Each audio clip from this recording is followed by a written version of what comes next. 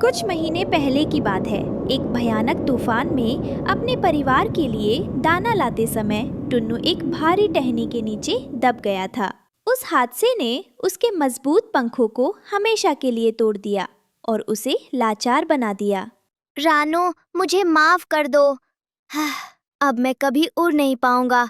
शायद मैं अब तुम सब पर बोझ बन गया हूँ। नहीं टुन्नू जी, ऐसा मत कहिए। आप हमारी हिम्मत है।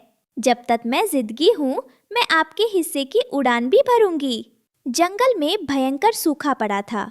रानो चिड़िया अपने अपाहिज पति टुन्नू और दोनों बच्चों के साथ एक टूटे हुए। दोस्तों, ये रहे हमारी आज की वीडियो के प्यारे सब्सक्राइबर्स और फॉलोअर्स के नाम। मुस्कान झा, जैस्मीन अख्तर, ऋषिका, अनामिता, विकास पाल। जो नहीं चुने गए, चिंता मत करो, अगली बार तुम भी बन सकते हो जंगल के सुपरस्टार। दोस्तों, अगर लूं तो देर किस बात की, जल्दी से कमेंट करके अपना नाम हमें भेजें। घोंसले में बैठी थी। घोंसले में एक भी दाना नहीं था। बच्चे भूख से बिलक रहे थे। माँ, पेट में बहुत दर्द हो रहा है। क्या आज भी हमें खाना नहीं मिलेगा? रानो, मेरी हिम्मत अब जवाब दे रही है। अगर आज बच्चों को कुछ नहीं मिला तो शायद हम इन्हें बचा नहीं पाएंगे। आप हिम्मत मत हारिए, मैं जा रही हूँ। चाहे मुझे अपनी जान जोखिम में डालनी पड़े, मैं खाना लेकर ही लौटूंगी। नदी के किनारे कालू कौवा और गोरी कौवी मजे से बैठे थे। वे रानो की गरीबी का मजाक उड़ा रहे थे। गोरी, तुमने रानो का चेहरा देखा? बेचारी का हाल देखो। लगता है उसके बच्चे आज भूखे ही सोएंगे। हाँ कालू जी, और देखो वो कितनी बेवकूफ है। सोचती है कि ईमानदारी से पेट भर जाएगा। जंगल में जीना है तो हमारी तरह चालाक बनना चाहिए। सही कहा, उसे तो दाना मिलना मुश्किल है।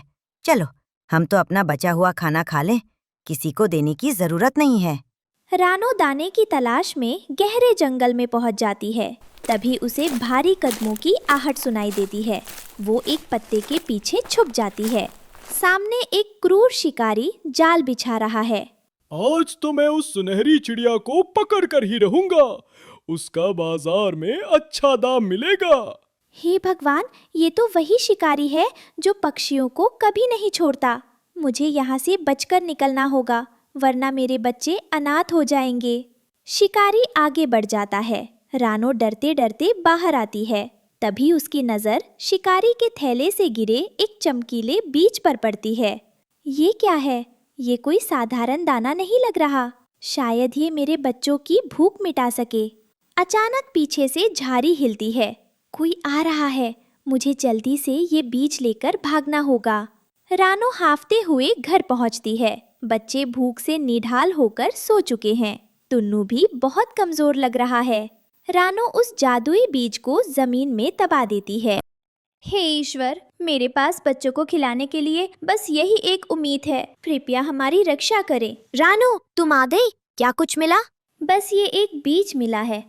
सब्र रखिए, शायद कल तक सब ठीक हो जाए। आधी रात को जब सब सो रही होती हैं, जमीन के अंदर से एक सुनहरी रोशनी निकलती है। देखते ही देखते वो बीज एक विशाल पेड़ बन जाता है। उस पर पत्तों की जगह बड़े बड़े आम लटक रहे हैं और एक आम इतना बड़ा है कि वो घर जैसा दिखता है। सुबह होते ही गुड़िया और कुकू की आंखें फटी की फटी रह जाती हैं। उनके सामने एक सुंदर आम का घर है जिससे मीठी खुशबू आ रही है। माँ, पिताजी, जल्दी उठिए, देखिए। ये तो चमत्कार है। ये वही बीज है जो मैं कल लाई थी। चलो अंदर चलकर देखते हैं। भगवान ने हमारी सुन ली।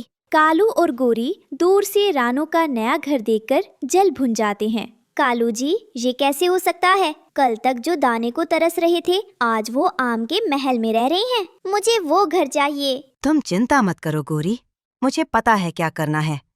अभी वो शिकारी जंगल में ही है। मैं उसे बता दूंगा कि रानो के पास एक अनोखा पेड़ है। वो पेड़ काट देगा और रानो खत्म हो जाएगी।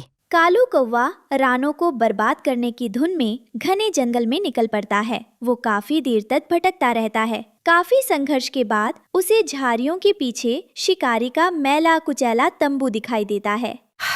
आखिरकार मिल ही गया। उफ, मेरे पंख तो गए हैं। लेकिन रानो का घर तुड़वाने के लिए इतना दर्द तो सहना ही पड़ेगा। अब मुझे कुछ ऐसा करना होगा कि ये शिकारी मेरे पीछे पीछे आए। कालू हिम्मत जुटाकर शिकारी के तंबू के ठीक ऊपर एक सूखी डाल पर बैठ जाता है और जोर जोर से काव काव करना शुरू करता है। काव काव काव काव, अरे ओ शिकारी जागो। तंबू के अंदर से शिकारी गुस्से में बाहर निकलता है। उसकी नींद खराब हो गई है। अरे ये कौन सा मनहूस कौवा है जो मेरे सिर पर शोर मचा रहा है? भाग जाओ यहाँ से, वरना मैं तुम्हें मार गिराऊंगा। काम बन गया। ये गुस्सा हो गया है, अब ये मेरा पीछा करेगा। कालू जानबूझकर शिकारी के सिर के पास से उड़ता है और उसे अपनी चोंच मारने का नाटक करता है। रुको तुम, आज तो मैं तुम्हें नहीं छोड़ूंगा। बहुत उड़ रहे हो ना, अभी बताता हूँ। शिकारी अपना जाल और डंडा उठाता है और कालू के पीछे दौड़ पड़ता है। कालू उसे चालाकी से रानो के जादुई आम के पेड़ की तरफ ले जाता है। आओ आओ, मेरे पीछे आओ, असली खजाना तो आगे है। आज रानो का खेल खत्म। कालू की आवाज सुनकर शिकारी रानो के घर की तरफ आता है। वो इतना बड़ा और अनोखा आम देखकर लालची हो जाता है। अरे वाह, ऐसा पेड़ तो मैंने आज तक नहीं देखा। अगर मैं इसे काट कर ले जाऊं तो मैं अमीर बन जाऊं, महंगा। हाँ हाँ, काट डालो इसे, फिर रानो सड़क पर आ जाएगी। शिकारी अपनी कुल्हाड़ी निकालता है। रानो और उसका परिवार घर के अंदर डर से कांप रहा था। भाई साहब, कृपया हमारे घर को मत काटिए, यही हमारा सब कुछ है। इसमें मेरे छोटे बच्चे हैं। हटो, मुझे तुम्हारी बातों से कोई फर्क नहीं पड़ता। मुझे बस ये लकड़ी चाहिए। शिकारी कुल्हाड़ी चलाने ही वाला होता है कि कालू गलती से फिसलकर नीचे गिर जाता है, ठीक शिकारी के पैरों के पास। अरे ये काला कौवा कहाँ से टपक पड़ा? चलो पहले इसे ही पकड़ लेता हूँ, आज का खाना तो हो जाएगा। शिकारी ने कालू को मुट्ठी में जकड़ लिया है। कालू दर्द से तड़प रहा है। गोरी दूर से देख रही है, पर डर के मारे पास नहीं आ रही। रानो ये देख नहीं पाती। रुको, उसे छोड़ दो। क्यों छोड़ूं? तुम तो अपनी जान बचाओ। अगर आपको कुछ चाहिए तो ये बड़ा वाला आम ले जाइए, लेकिन उसे छोड़ दीजिए। जानवरों की जान लेकर आपको क्या मिलेगा? रानो की अच्छाई देखकर जादुई पेड़ हिलने लगता है। पेड़ से बहुत सारे पके हुए आम शिकारी के ऊपर धड़ाम धड़ाम गिरने लगते हैं। बाप रे, ये पेड़ तो हमला कर रहा है, भागो! शिकारी कालू को छोड़कर भाग जाता है। शाम के समय कालू कौवा शर्म से सिर झुकाए खड़ा था। रानो बहन, मैंने तुम्हारी चुगली की, तुम्हारा बुरा चाहा, फिर भी तुमने मेरी जान बचाई। तुम सच में महान हो। कालू भैया, विपत्ति में तो दुश्मन का भी साथ देना चाहिए। ये आम का घर सबके लिए है, आप भी हमारे साथ आम खाइए। हाँ कालू, अब पुरानी बातें भूल जाओ।